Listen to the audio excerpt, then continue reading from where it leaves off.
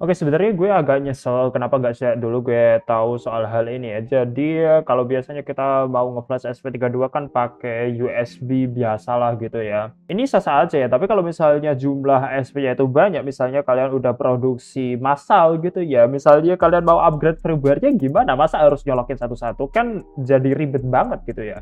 Nah, gue mikir nih, SP kan udah punya WiFi gitu kan ya. Nah, bisa nggak sih ASP itu di-flash-nya lewat WiFi aja gitu, kayak upgrade firmware barang-barang yang udah produksi massal? Dan jawabannya ternyata bisa ya. Jadi di ESP32 itu ada namanya OTA atau Over the Air dan library update ya. Bagusnya lagi adalah ini itu udah bawaan dari ESP32 board ya. Jadi kalau kalian udah install board ESP32 itu udah ada include library yang di sini. Jadi kita nggak perlu install library lagi gitu. Dan nantinya kalau kita mau nge-flash kita bisa pilih di sini. Nah, biasanya kan pakai komport itu kalau kita mau nge-flash ya. Nah, kita itu nggak perlu itu lagi. Kita bisa pakai yang logonya WiFi ini, internet ya. Nah, ini pakai IP saya. Jadinya kalau kita pilih SP32 S3 dev module misalnya di sini kita flash ya bisa aja lewat WiFi ya.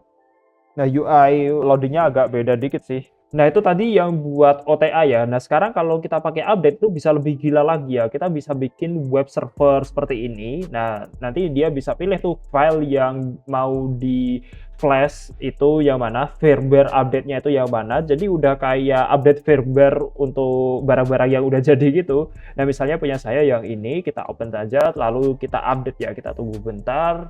Nah, udah kalau seperti ini firmware-nya udah ke-update. Nah, sayangnya untuk ngaktifin fitur ini pertama kali, kita tetap harus nge-flash satu kode ya. Tapi tenang aja, ini nge-flashnya cukup satu kali, nanti berikutnya kalian nggak perlu USB sama sekali untuk nge-flashnya. Oke, cara aktifin fitur ini kayak gimana? Jadi, pastiin kalian udah nginstal ESP32 di board manager ya, seperti yang tadi. Kemudian kalian ke file, kemudian example, lalu di paling atas ini ada Arduino OTA, kalian pilih yang basic OTA. Nah, di sini kalian sebenarnya bisa pakai ini aja sih, tapi kalau kalian pengen yang lebih simple seperti ini kan lebih simple daripada yang example tadi ya. Kalian bisa buka GitHub saya, nah, linknya ada di deskripsi seperti biasa. Nah, nanti pilih yang Wi-Fi Flasher Ino ini, kemudian kalian download raw file aja. Kalau sudah silahkan kalian buka lalu flash ke komport yang kalian pilih ya. Misalnya punya saya yang ini, kita harus flash lewat USB dulu. Ini satu kali aja nih. Jangan lupa ngedit WiFi kalian di sini ya. Punya saya TP-Link ini. Kalau tanpa password ya kosongin aja passwordnya.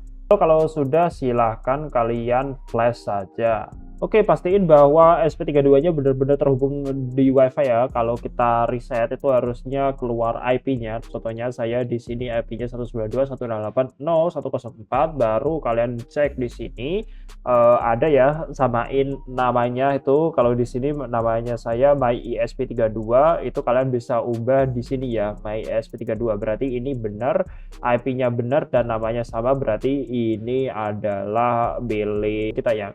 Nah, di sini kalau misalnya kita pilih menggunakan ini ya, ini serial monitornya nggak bisa hidup, tapi nggak masalah kita bisa tanggulangi. Misalnya kalian bikin web server buat lihat serial monitornya gitu kan bisa ya. Kalau misalnya IP-nya sudah terdeteksi ya di ESP-nya, tapi di sini nggak ada ya, ya kalian silahkan coba close semua Arduino IDE kalian, lalu silahkan buka lagi ya. Ini harusnya udah ngefix dan bisa scan ulang jaringannya lagi ya. Nah, harusnya habis ditutup terus dibuka lagi bisa keluar sih. Kalau misalnya kalian pengen ngedit kodenya, pastiin kalau semua baris ini nggak ada yang kalian hapus ya. Contohnya nih, saya pengen nambahin kode sederhana misalnya blink ya. Ya udah kalian masukin aja di bawahnya sini. Lalu di loopnya juga silahkan kalian tambahin. Tapi ya pastiin aja di loopnya ini Arduino handle-nya masih ada. Terus kalau di biggy-nya ya Arduino OTA-nya ini masih ada semua ya.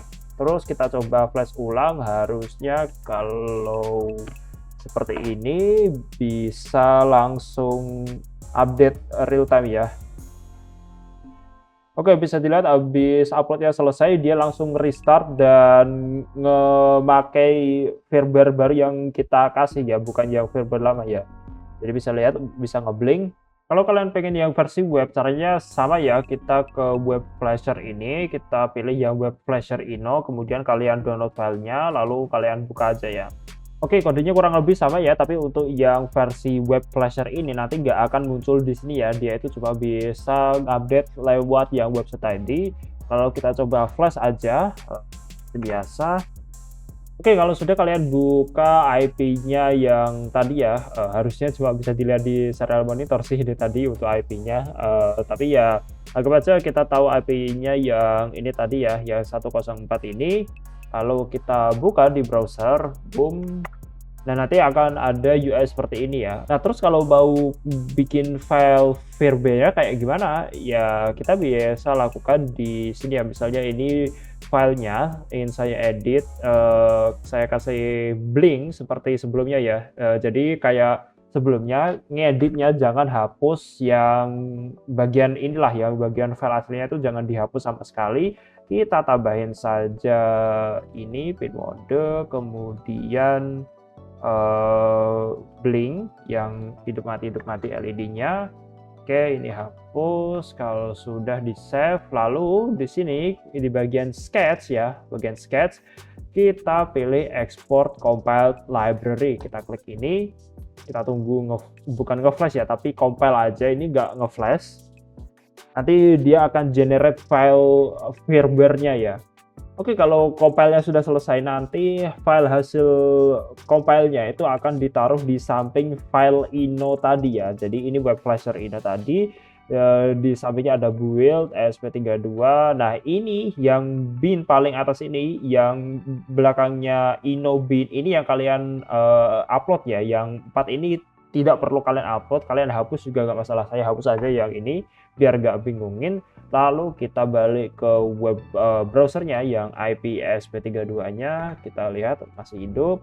Kita pilih yang web flasher inobin ini, kita open, lalu kita update. Ini harusnya juga ngeblink ya. Kalau sudah selesai, ya oke, kemudian bisa dilihat bahwa ESP-nya juga ngeblink, artinya ini memang benar sukses ya. Sip.